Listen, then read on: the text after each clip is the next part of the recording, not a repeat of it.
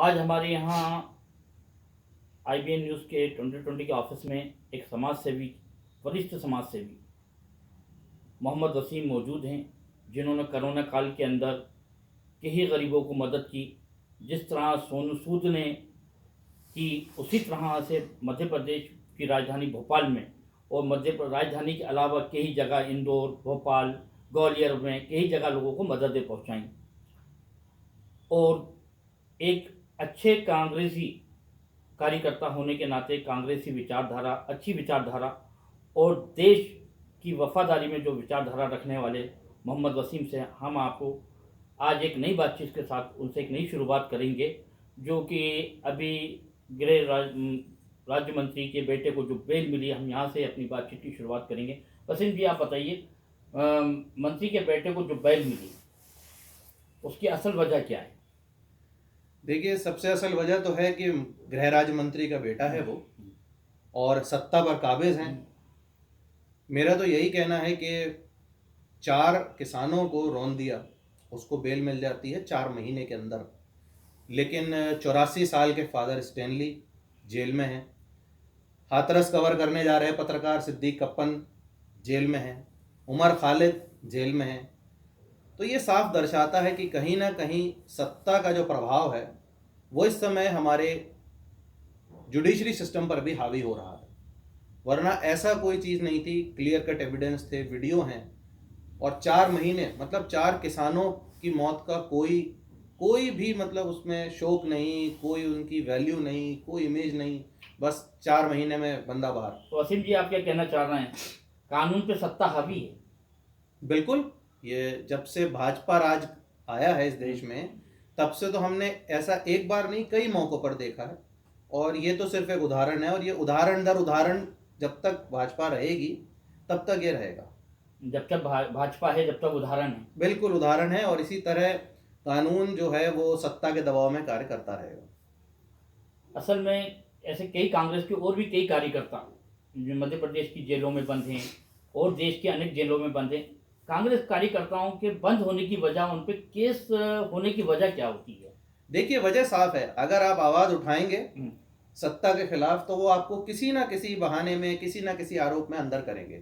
आज मैं भी हूँ, हो सकता है कल को मुझे भी किसी उसमें आप देखें कि मैं भी अंदर हूँ किसी ना किसी आरोप में। तो ये कोई बड़ी बात नहीं। आप जिस तरह से बीजेपी के खिलाफ बोलते चले जा रहे हैं, कहीं ना कहीं हमें भी ऐसा लगता है कि कहीं हम किसी दिन ये खबर ना चला रहा हूँ कि मोहम्मद वसीम जेल में। हो सकता है, और मैं इसके लिए तैयार हूँ। सच के लिए अगर मुझे जेल भी जाना पड़े तो मुझे उसमें कोई परेशानी नहीं। तो आप सच की लड़ाई लड़ रहे हैं? बिल्कुल, मैं सच की लड़ाई लड़ रहा हूँ। मैं जनता के लिए खड़ा हूँ। आप जो उम्मीद करते हैं कि सच की लड़ाई में शायद आप जेल भी जा सकते हैं? बिल्कुल, हमेशा से होता है, ये इतिहास रहा है इस देश का।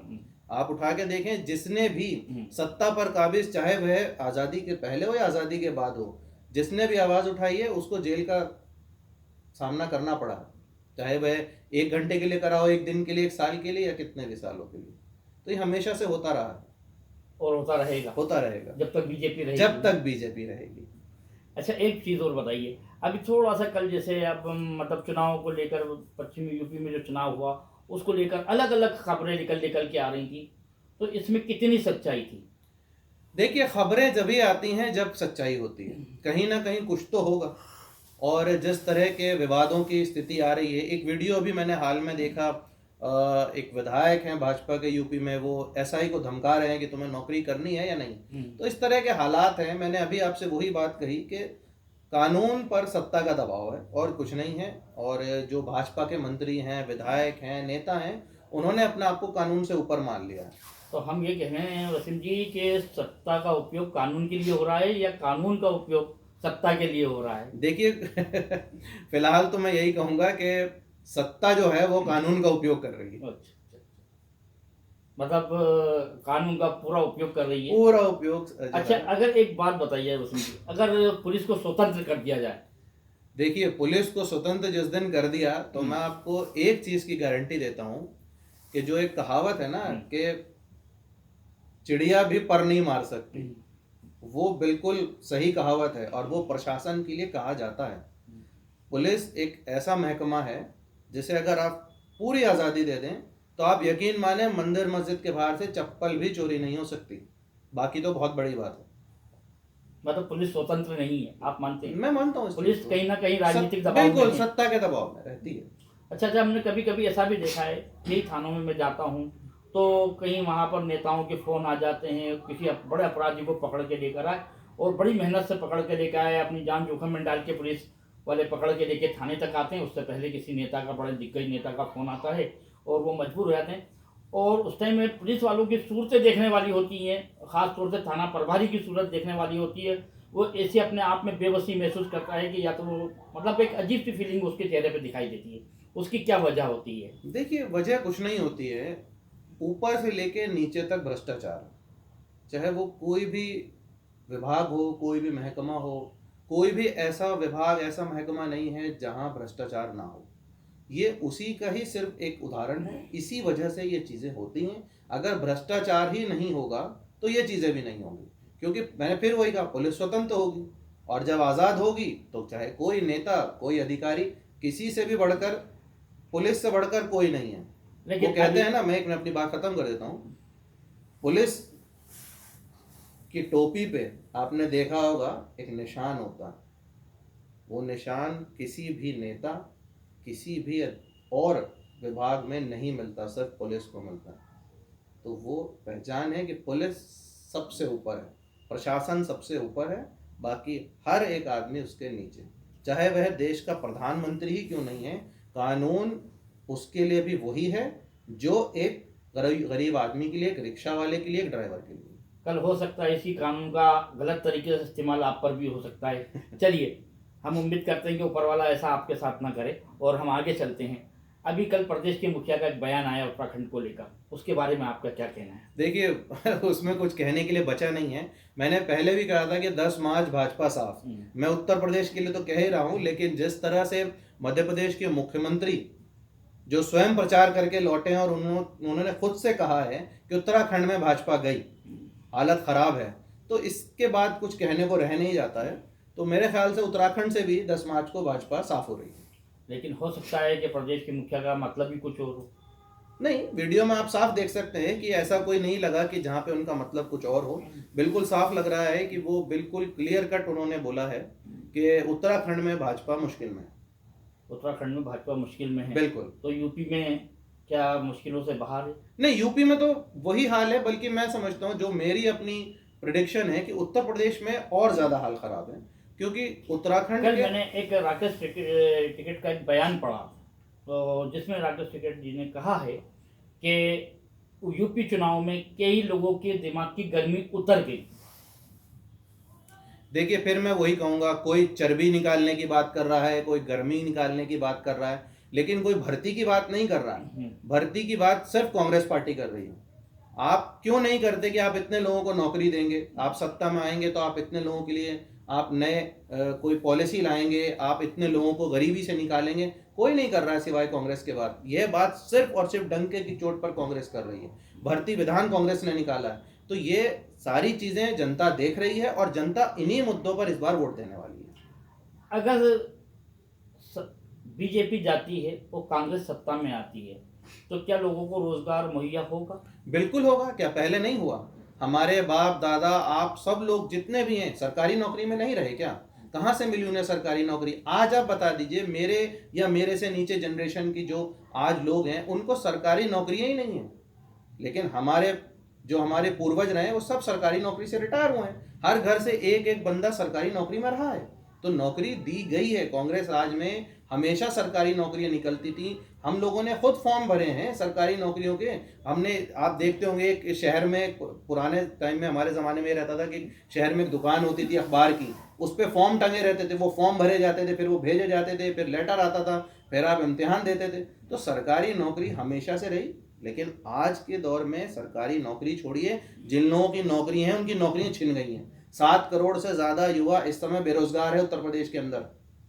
सबसे पहली बात तो मैंने खुद अपने यहाँ देखा अभी पिछले साल 2020 में 2 साल पहले कि बीएसएनएल के अंदर एक साथ 80,000 आदमी एक साथ देखिए बीएसएनएल को तो कमज़ोर किया गया है ना। अगर बीएसएनएल कमज़ोर नहीं होगा तो फिर जो इनके पूंजीपति मित्र हैं उनकी टेलीकॉम कंपनियां कैसे आगे ग्रो करेंगी?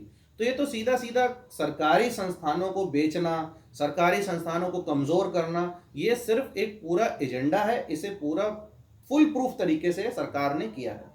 मैं आपको एक आंकड़ा और देता हूँ, आपको शायद ये मालूम नहीं कि जो बेरोजगारी और कर्ज से जितने लोगों ने पिछले 3-4 सालों में आत्महत्या की है, उसके आंकड़े कश्मीर में आतंकवाद से मारे गए लोगों से ज़्यादा है इस देश में।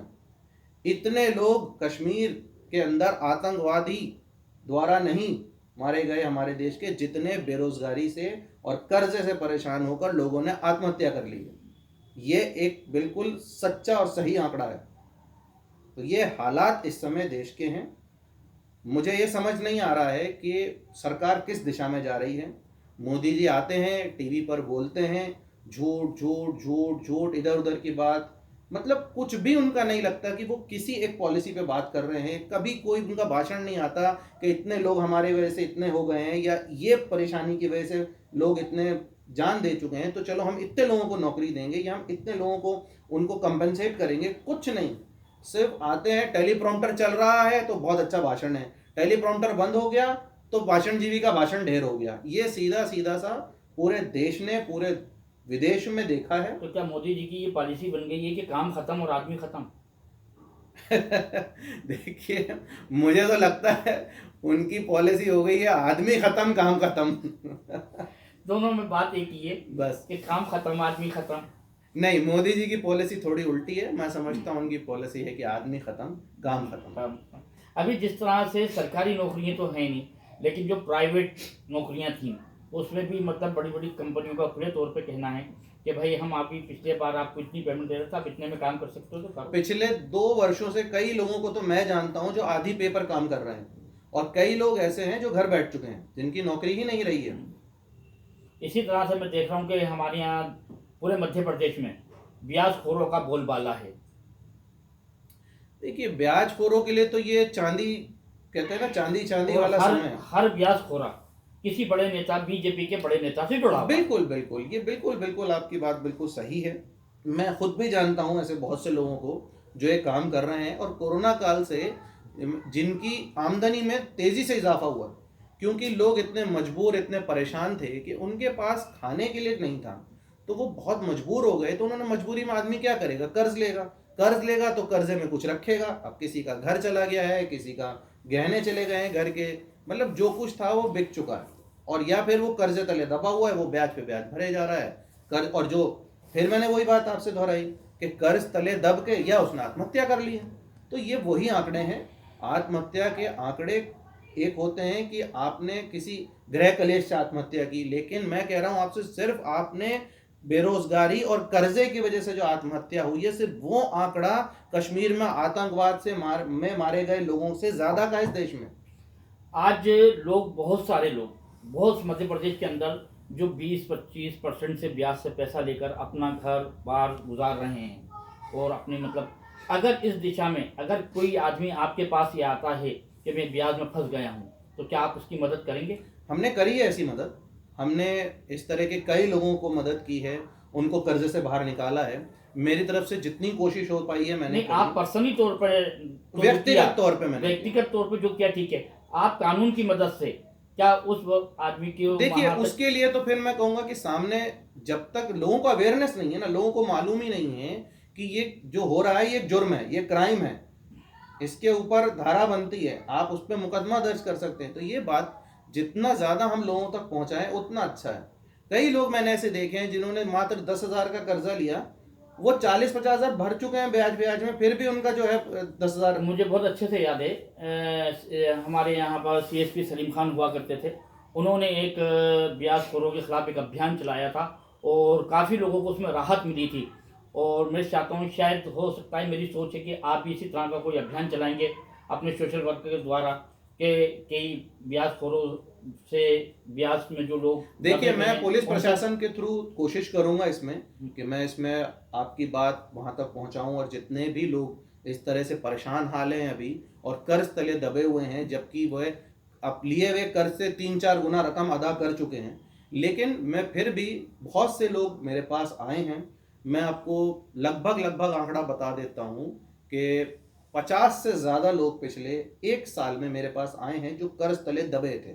जिनके ऊपर अगर आगे कोई आता है तो हम आप तक पहुंचाएं हमने। बिल्कुल, आप तो उदाहरण सबसे पहले तो आप ही हैं। आपने तो देखा है कि कोरोना काल में किस तरह लोगों तक मदद पहुंचाई गई है, अभी भी पहुंचा रहे हैं। हम तो सर ये उम्मीद करते हैं आपसे, जिस तरह आपने कोरोना काल में जिस तरह गरीबों की मदद की है, इसी तरह से जो ब्याज में दबे हुए लोग हैं उनकी मदद करें।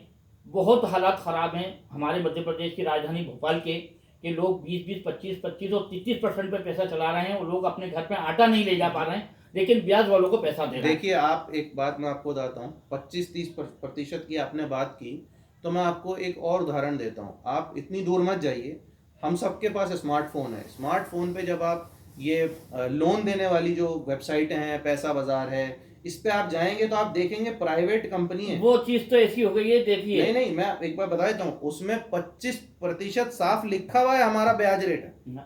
नहीं, वो तो ये हालात हैं। वो स्कीम तो जो है समूह वाली कि जब तक के बेवकूफ़ हमारे यहाँ जिंदा हैं, अकलमंद कभी भूखे नहीं मरेंगे। बस। और वसीम जी, हम आपकी इस बात को, ब्याज वाली बात को सरकार तक पहुंचाने की हमारे माध्यम से पूरी कोशिश करेंगे। मैं सरवर खान जरीवाला, IB न्यूज़ 2020 से भोपाल।